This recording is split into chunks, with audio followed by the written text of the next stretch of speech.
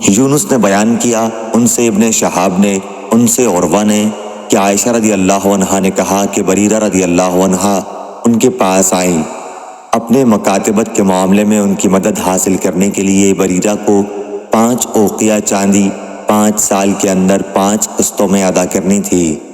عائشہ رضی اللہ عنہا نے کہا انہیں خود بریرہ رضی اللہ عنہا کے آزاد کرانے میں دلچسپی ہو گئی تھی کہ یہ بتاؤ، اگر میں انہیں ایک ہی مرتبہ چاندی کے یہ 5 اوقیہ ادا کر دوں تو کیا تمہارے مالک تمہیں میرے ہاتھ بیچ دیں گے؟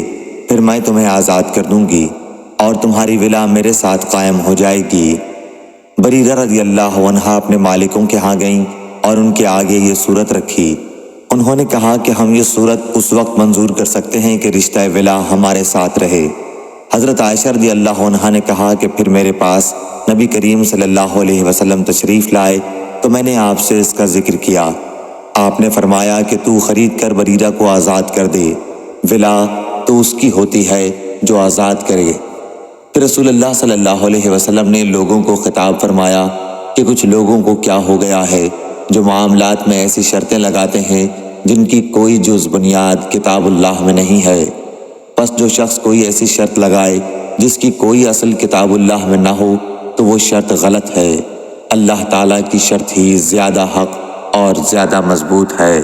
صحیح بخاری حدیث نمبر 2560۔